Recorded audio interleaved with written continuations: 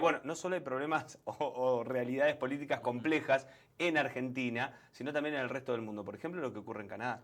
Sí, bueno, el gobierno canadiense está teniendo ahí una reforma en su liderazgo. Justin Trudeau perdió todo el apoyo político que tenía hasta este momento y decidió dar un paso al costado. Fueron casi 10 años en el poder como primer ministro.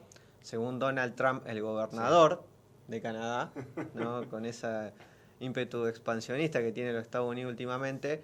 Y bueno, eso también le permitió a esta persona, a Mark Carney, llegar a ser el primer ministro interino, ¿no? Porque tiene como norte, y esto ya lo marcó tanto su partido, el Partido Liberal, que es más de izquierda, como también el Partido Conservador, de que tiene que convocar elecciones anticipadas, ¿no? Si no, moción de censura y lo remueven del cargo.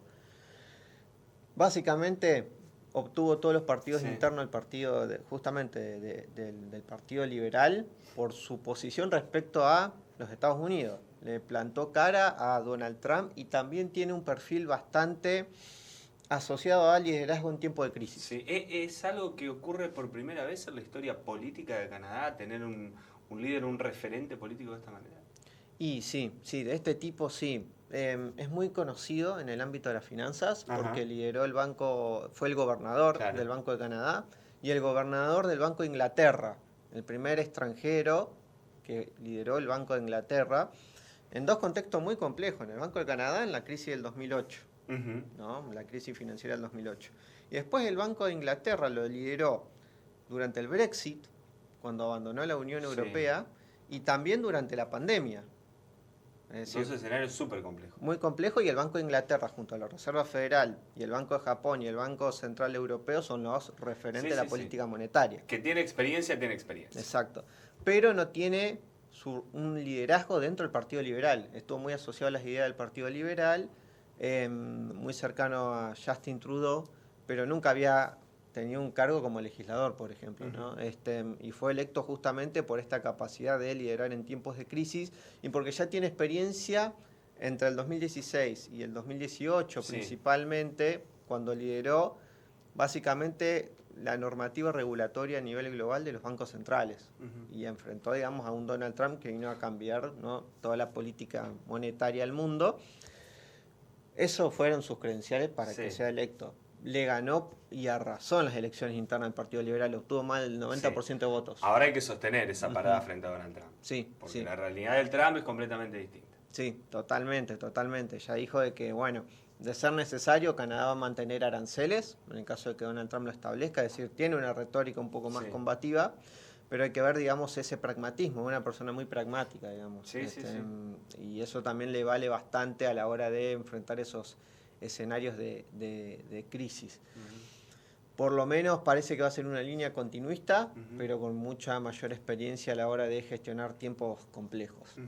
Bueno, veremos qué es lo que ocurre, Ujú. ¿no? En Canadá. Dejamos la política canadiense para meternos en esto, ¿no? En lo que ocurre en Siria, ¿no? Tenemos que hablar nuevamente de estas situaciones de muchísima violencia. Sí, bueno, recordemos, ¿no? En diciembre Al-Assad dejó luego de décadas del régimen de Ujú. Al-Assad el poder en Siria y llegaron las personas, ¿no? Todo este grupo que se conoce como el Ejército de Liberación del Levante, Sí, que bueno, si también recordamos era una pata dentro de Siria de Al-Qaeda, pero bueno, tomaron el poder ya a inicio de diciembre y desde entonces están tratando de organizar lo que es la vida institucional siria después de más de 10 años de guerra civil, ¿no? ujú, Con todo lo que eso implica.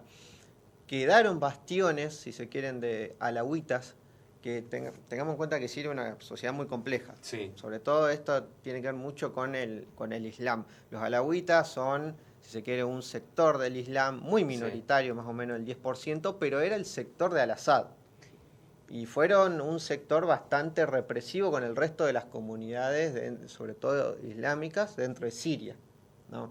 Entonces, bueno, ahora los sunitas que tomaron el poder, obviamente, ya cambió la relación de Ujú. fuerzas y, digamos, avanzaron sobre estos grupos armados, sobre todo en el oeste, en Latakia, en Sí. Tartus, en Manías, donde estaban ubicados los últimos bastiones de Al-Assad.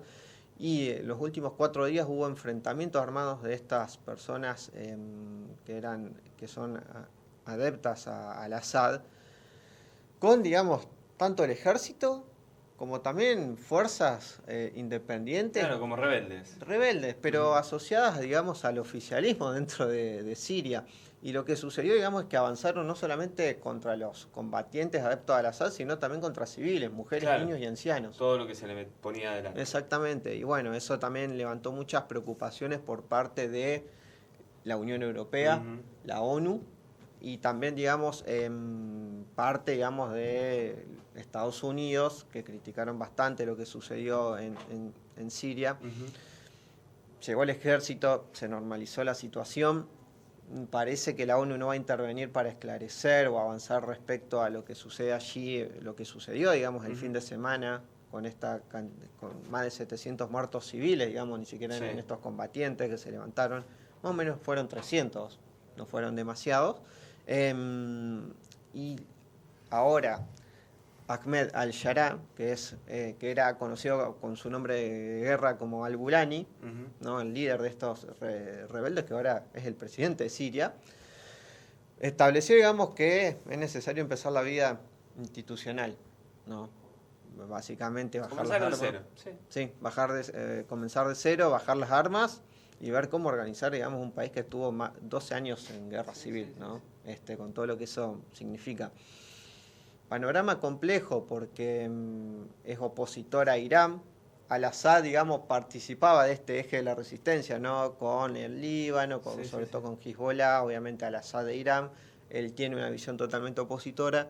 Y algo interesante es que parece que su armado político va a incluir a los kurdos para meterlos en el gobierno. Eso va a ser algo interesante ver a futuro, que hasta el momento nunca se había visto, porque son básicamente una nación sin Estado. Y habrá que ver, digamos, cómo impacta esto en sus reclamos territoriales. El panorama también es complejo para al-Sharaa porque Donald Trump está cortando la canilla por todos lados, ya lo está sintiendo Zelensky. Claro, de apoyo.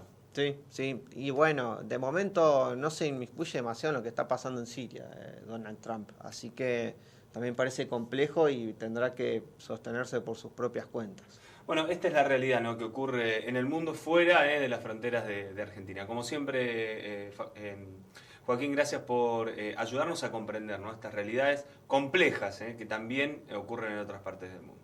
Gracias a ustedes por el espacio. Nos encontramos